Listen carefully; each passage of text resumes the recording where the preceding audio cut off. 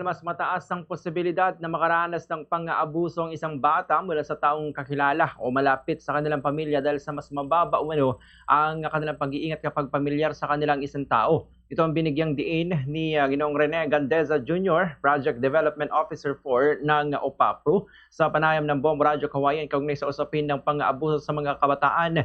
Ayon kay Gandeza, likas na mas nagiging maingat ang mga bata kapag strangers ang kanilang kaharap. Subalit mas madali nilang pagkakatiwalaan ang isang taong kilala na nila. Samantala, sinabi niyang bagamat wala siyang kasalukuyang datos sa bilang ng mga insidente, kapansin-pansing nagbabago rin ang paraan ng pang-aabuso sa mga kabataan. Kung dati ay karaniwang nangyayari ang mga insidente sa pisikal na mundo, mayroon na rin mga kaso ng pang-aabuso at pagsasamantala na nagaganap online.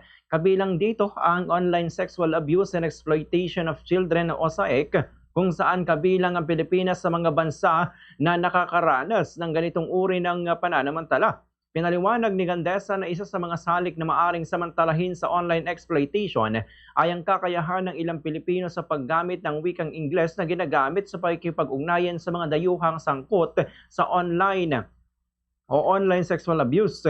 Binigyang diin din niya na may mga kaso kung saan mismong kapamilya ng bata ang nasasangkot sa pang-aabuso. Mas nagiging mahirap umano para sa biktima ang sitwasyon kapag hindi siya agad pinaniniwalaan o nasosuportahan ng pamilya. Sa ilang pagkakataon, sa halip na maprotektahan ng bata, maaari pa itong sisihin o pagbintangan habang inuuna ng pamilya ang takot sa kahihiyan o sa magiging reaksyon ng ibang tao.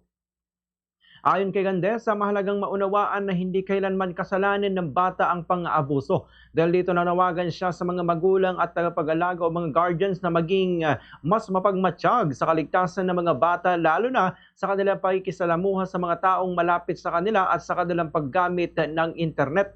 Mahalaga rin umano ang pagkakaroon ng bukas na komunikasyon sa loob ng pamilya upang mas madaling makapagsabi ang isang bata kung nakakaranas siya ng anumang uri ng pang-aabuso o hindi ligtas na sitwasyon. Ganito ang bahagi ng pahayag ni Ginoong Rene Gandesa Jr.